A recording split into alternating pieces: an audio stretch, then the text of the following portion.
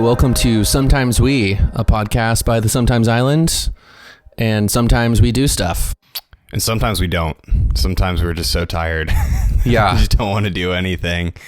I'd like to think that I'm one of the good millennials where I don't like complain about stuff, but damn, sometimes it just feels like, Here we go. you know, you have those weekend days where you just don't want to do anything, and those are the best days. I was telling a friend that once you get into your 30s, you just immediately lose FOMO.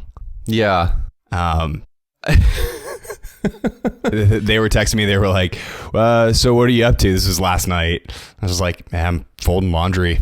Yeah. I did nothing last night, and it was wonderful because I've been doing so much stuff all week because we were like in the middle of getting ready to record, and I don't know. There's like, you have like multiple weeks in a row where you have too much, like more stuff than is possible to get done. Yeah. In 1 week, followed by another week of that, and so you're just like you're getting a lot done, but the overarching sensation is like I'm behind, I'm fucking up. Yeah. You know. Yeah. One of my last one-on-ones with my boss before I got this like new role at my company, they're usually, the one-on-ones are very, very positive, and I really don't have any of those kind of like HR talks with him where he's like, hey man, so we got to get your numbers up. I'm usually doing all right there, but gotta get our nums out of our asses. Nums out our asses. But on one of the last ones I had with him, he, you know, everything was going great for the first 30, 40 minutes. And then he was like, hey man, so I actually do have to talk to you about something like pretty serious. Like, you haven't taken a day off from work in like 6 months, and like, that's not okay. So he's like, how many days do you have racked up? Well, so I get unlimited PTO, which from what I understand, that actually benefits a company not tax wise. Or salary wise, I don't know. There's some sort of loophole where the companies that offer you PTO, that's not out of the goodness of their heart. There's some sort of a benefit. We'll link whatever that benefit is in the YouTube. No, we won't. We'll forget to. Yeah, we will. Also, just Google it. Or just Google it. Yeah. It's not out of the goodness of their hearts. Just FYI. I promised linking stuff in the show notes the last couple episodes, and now that we've launched this and like it's going up on YouTube, I'm just like, I just don't have the energy or care. Yeah. The one thing you did follow through on was putting Luke's social security number at the bottom. It was 42069. Yeah. That was amazing. But yeah, no, at the end of the one-on-one, he's like, yeah, just, you don't take any time off. I was like, I don't care if you just use that day to do laundry or just chill out, but just take some time off. I was like, yeah, sure, I will. I don't. So it's probably my own fault that I feel so burned out, but there are Fridays where I'm getting certain admin type tasks done, and my brain is so fried that I'm like, this is a Monday issue, and I just close the laptop and I'm just done. And that was definitely this past Friday where I just didn't want to do anything. Well, did you take the day off or something, like half a day or anything? No, you just worked, and we're like, hopefully no one from whatever company you work at sees this. I know. You're in big trouble. That's true. The one thing I will say, and I've stopped feeling bad about this for a few years at this point, is when I started this company, I immediately was like a work from home type environment, and I start my calls at 8 a.m.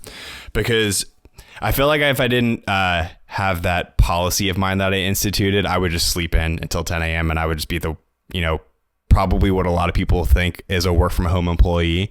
So I'm like, okay, 8 a.m. I start my calls, and that's been a thing for a while. But you do work from home, right? Yeah. But what I also do because of that is like, I'm usually done at like 3 o'clock in the afternoon. Yeah. And I don't feel bad about that whatsoever because I start my day a lot earlier than other people. I do like the opposite. I basically like start working around like lunchtime, and then I just stop at like 10 o'clock at night. Really? Yeah. I've tried to like, I love getting up in the morning and being like a morning person, but it's just not how I'm naturally wired. And apparently that's just like bad for your health and just bad in general. But waking up early? No, like waking up late and staying up late, just not being in sync with like how when the sun comes up and goes down and stuff. I'm like about like half and half, like half of my wake time is during the night, which is easy to do right now because it's like wintertime here in LA. It was 80 degrees today. I think it feels like it in here right now. This jacket was a bad choice. I went to church for the first time in years this morning. How was that? It was great. Yeah, it was awesome. I've been like really wanting to get back into that. And when I was walking through the parking lot, it was clearly like the pastor and I made eye contact, and my immediate knee-jerk reaction after being away from the church for so long was like, oh, here we go.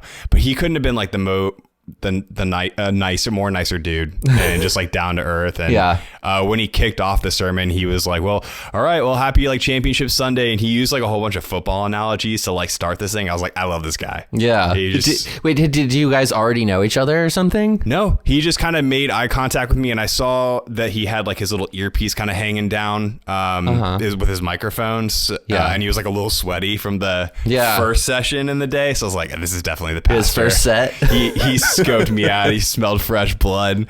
But yeah, again, couldn't have been like more down to earth, just super chill. Which I told my mom over the holidays. I was like, yeah, I'm looking to get back into church, and I just don't want to, no offense to any pastors that are just like, oh, like kumbaya and stuff. That doesn't vibe with me very well. No offense to them. I think like I also go to church, just for the listeners or watchers, and I haven't been in a while. I'm wearing my church's t-shirt right now, and I think you're allowed to like and not like pastors just like you like and not like bands, because if someone like he just rubs you the wrong way, or like you don't enjoy listening to them, then like, yeah, find another one. Yeah. I mean, I guess to make that conversation full circle with like work and like church and whatnot, there are certain managers I've had in my life where I felt like I could never have a real conversation with them. It just always felt like certain managers, like at your work? Yeah, like my direct managers who I'd report to. It just always seemed like I was talking to someone that was like, oh, I'm talking to a direct report, somebody underneath a manager, and I have to immediately turn on like the drinking the Kool-Aid persona. Like, yeah, Nick, well, you got it. If you just do this little extra, I hate those kind of managers. My like not having a corporate job, my favorite part of that is never having to do that like employee code switching stuff. Code switching stuff? You know what code switching is? No. Code switching is like when you switch a form of dialect or something. Like code switching in its most basic is like when you're talking to your grandma, like you don't drop any F-bombs and you don't bring up like raunchy stuff, you know? And another example of code switching is like when black people are speaking black, amongst other black people, and then like go to maybe like their workplace is predominantly like dorky white people, and they like dial back the black accent a little bit. You mean like Russell Wilson? What did he say again? What's that thing? Broncos country. Let's ride. Let's ride. Man, that's so bad. Bronco country. Let's ride. Yeah. Oh God. We will link that in the show notes. 100%. Corporate 9-to-5 lingo has just gotten so out of control. I saw a really thing on like Instagram or TikTok where this former soldier who is kind of in the corporate life now was like, why are we using these basically military terms when we're on Zoom calls? Like, yeah, guys, like we got to get there. We're in the trenches, like on the front line, like all this. He's like, you're sending a Word document to someone. You're not like, you're not firing like heavy ammunition at the enemy. Yeah. I think like there needs to be some sort of, I think like having like an alternate language creates like a sense of camaraderie, and maybe like some fucking CEO read that somewhere and started saying all this stuff, and now it's like just like a cancer. It just fucking pops up everywhere. Right. I think that there's two schools of thinking about the 9-to-5 language. There is one which is valid, where it's like we're all in these team meetings and we use superfluous words where it's like, oh well, like let's punt this to the next thing, or like let's close the loop on this. That I hate, because we're just trying to sound smarter than we are. Yeah. Where I do think it comes in to be relevant is when you're talking with a client, because you're basically using those terms as a nice way of saying you're a fucking idiot. So it's like, I don't quite understand that. Can you tell me a little bit more? I don't think that we're aligned here, which is basically saying like, how do you not fucking understand this? Oh, it's like nice ways to say mean stuff. 100%. That makes a lot of sense. Yeah. So if you are in sales or a customer success manager, somebody that is speaking directly to the client, except for Charlie, I know he follows our Instagram account. Charlie, I never did that to you. There are always 9 to 5 ways of saying you're a fucking idiot. Yeah. So yeah. Well, sometimes you need to say that, and like, I don't know. I just think like that is like one of the root causes, this forced, this like Minnesota nice thing that everybody has to do at their job. And like, that's exactly what to tie it back further. Like you're like talking about Pastor so-and-so who's like, that's exactly the same kind of thing, isn't it? Yep. 100%. Yeah. One of my old coworkers summed it up perfectly. Which is, there's nothing worse at a company that makes you do forced fun. So like forced fun is the worst. Yeah. Yeah. So having to go to those happy hours, having to do icebreakers at the beginning of like team meetings and shit like that. That's forced fun, or drinking the Kool-Aid, whatever you want to say. But that in and of itself is like a corporate thing. I actually listened to another podcast about Jonestown earlier today. Do you know that story of like where drinking the Kool-Aid comes from? Oh, so there is a meaning behind the term. Oh yeah. Okay, I want to hear this. We'll get into, like, I want to do an episode just about like cults, or maybe even specific cults, because I find that stuff so interesting. I've been like working on like a concept album about cults for years now. But so Jonestown was started by Jim Jones, who's like started this church basically in San Francisco in the 60s called the People's Temple.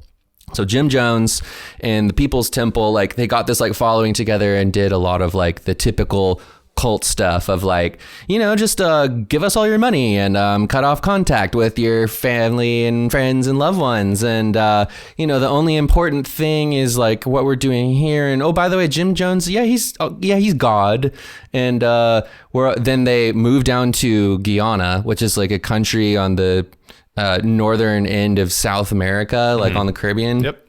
And basically one thing led to another, and I think it was like a congressman went down there to visit Ryan something, and they ended up like fucking shooting him and a bunch of the NBC like camera crew like on the runway, like the military arm of this. Like they were waiting for him? They like hosted them and did all this stuff, and somebody passed one of the cameramen a note, or they thought it was the congressman. They passed the cameraman a note being like, please help me and my family get out of here.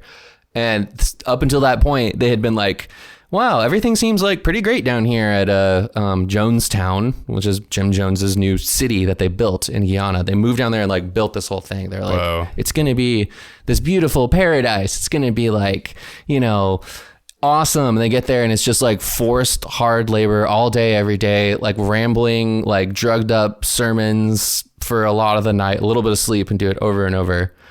And so they ended up like drinking cyanide Kool-Aid, the entire cult, all like 918 people died. Oh my gosh. Yeah. They're like, after they shot the congressman and the camera crew or whatever, they're like, it's time. We're like, you know, transcending or whatever. And they all, like, some were forced to. And so drinking the Kool-Aid comes from this sort of like, well, if you don't, you know, do something you don't want to do on your own, we're going to make you do it. So like, I'm drinking the Kool-Aid. That's kind of like, that's where that phrase comes from. Yeah. Yeah. I pride myself on being a customer success manager that is just the dichotomous opposite of that, where I am so real with my customers that it's probably refreshing. Yeah. And I guess in some ways it maybe comes off a little abrasive, but I feel like it's got me a lot further than those CSMs, short for customer success manager, that are drinking the Kool-Aid. Because it's so impersonal when you're like doing this whole thing. I think it's like I think a comedian said it or something. Like LA people are very like this. It's like you know, people in LA, like your LA friends will like stop and like, you know, wish you luck for your flat tire or whatever. And like your New York friends will like stop and tell you you're a dumb piece of shit the whole time, but they'll actually help you change the tire. Right. You know, that realness, I think, like goes a long way with people. I never experienced this when I lived in LA, but that whole, well, I guess there's kind of two cliche LA worlds. One is the, for the reference, we're in LA right now. Yes. Nick moved down to Orange County. Right. I still live here in LA, and the band is based here in LA. We're in our rehearsal space. Exactly. Yeah. But there were always two worlds of, LA cultures that I always heard about. One was kind of the movie music industry where people weren't really ever looking out or trying to do something altruistic for another person. It was always like they were doing something to ultimately benefit them and asking for kind of like, oh, well, do you know this person? And trying to get their way through there. Oh, the LA thing of, yeah. And then I guess the other one is kind of the more Echo Park, Silver Lake, very hipster. I guess I experienced a little bit of that, but more so that kind of Hollywood industry. Did you ever experience any of that? I'm not entirely sure if you're talking about something different from what we just were. Like, are you saying like experience people who like are like, who do you know? And if you know people that they want to know too, then they're like the super nice to you. Yes, I never experienced any of that. Do you have any stories if you do? I mean, kind of. Like, I'm just not sure I want to share any of them here because like they involve like somebody who like people know is like famous person now and stuff like that. Okay, I gotcha. But you know, we're planning on launching a VIP version of this podcast where we'll talk all kinds of shit. Yeah. So might change some names, but still talk about the stories. just flash more social security numbers along the bottom of the screen. Exactly. So let's actually pivot and talk about, because today maybe we flashed the title card already. Cool animation. Maybe it's happening right now. I don't know. Sometimes we get burnt out, and we were just talking about how there's a little bit of like burnout going on here because we've been through a lot in like the past 9 months. We went on a super grueling tour. We had some lineup changes, and now we're gearing up for a year in which we're going to release like, you know, probably like 15, 20 songs or something, like a lot of stuff. Yeah. Which almost probably doubles our entire discography starting in 2024. So we're, you know, getting a little bit like how burnout in general, like would you say you feel burnt out right now? Yeah. And it's not even necessarily burnout from having done stuff. I think it's almost even just kind of the psychological, like what's going to come this year that is causing even more burnout. And I think a lot of where it comes from, for anybody that's never really truly been in a band or really wants to kind of take it to that next level. Yeah. Like I basically have 2 full-time jobs. So I have, you know, the 9 to 5 working from home life, but I also have the band. And even though any of my friends that know me know that I don't really talk about it that much, I take it very seriously. Yeah. Like I treat it like a job. When we're up here, like I kind of mentally prepare for the whole day if we're like doing pre-production for an album. Yeah.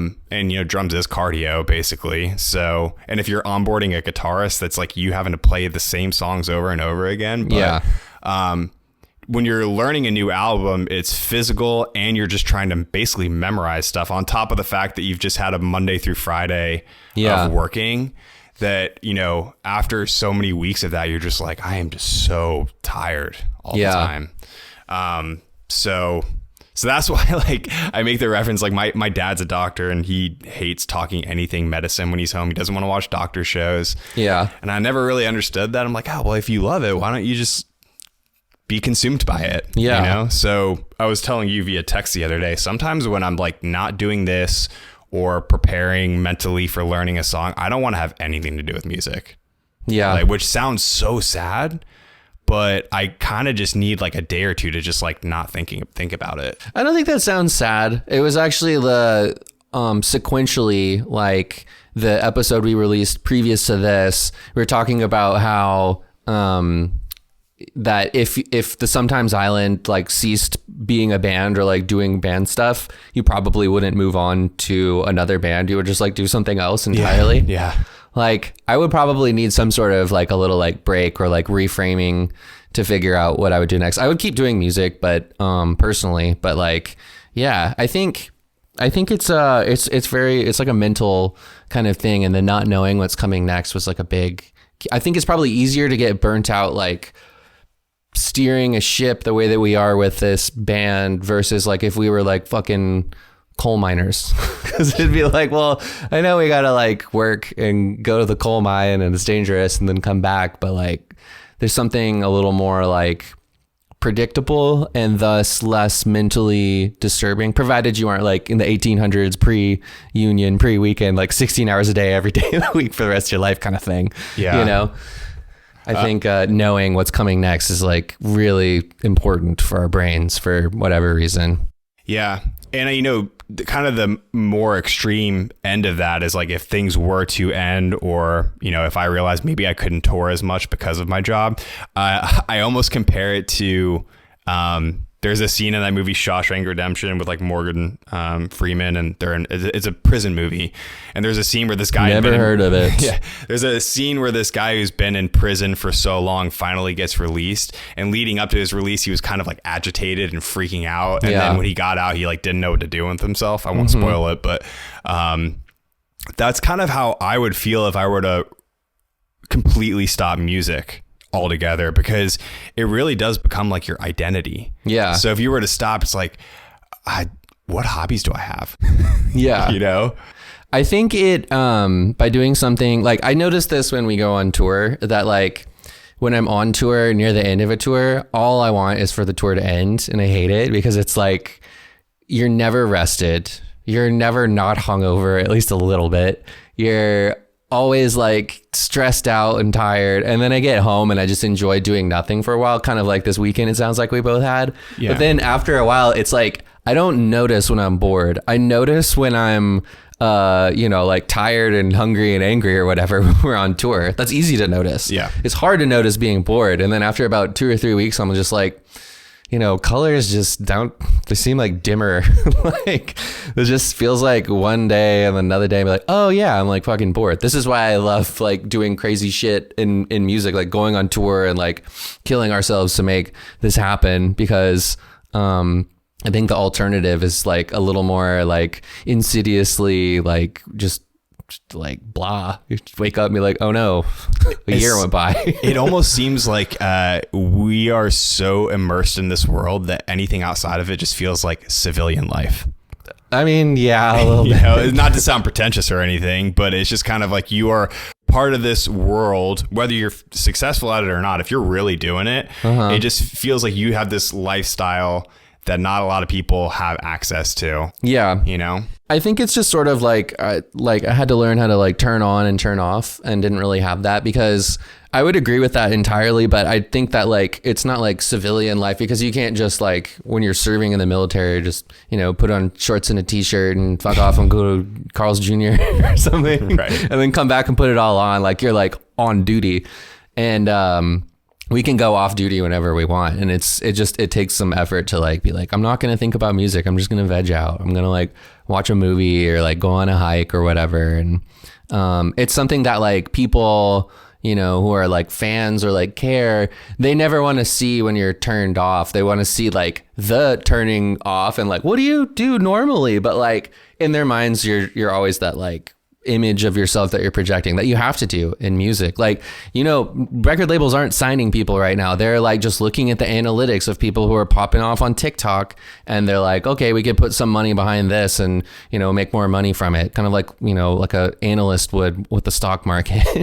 There's no development. There's no personal attachment. It's just like, this stock looks hot. Let's do that, you know? Yeah, I mean, seldom do you hear about those moments where an A&R person stumbles in or hears about a band ahead of time and wants to go see them play at a show. Right. It's just like, oh, this band's got it. It's like, yeah. All you have to do is just scroll through the follow you or for you page on TikTok and be like, this person's popping off right now. Yeah. You know, just straight up analytics. But I did want to touch on something, you know, keeping with the burnout topic, and to give people a little bit of insight into a tour life, especially if you're an up and coming artist on the road. Yeah. Everybody thinks like, oh, you're in a band, it's fantastic. And yeah, there are a lot of moments of nirvana, but the moments people don't see. The band or? The band. Yeah. What did I say? Oh no, Nirvana the band. No, Nirvana like pure. I was like, I'm regretting that dad joke already. Just for like. Yeah. Kept going. See yourself out, bro. I'm going to leave.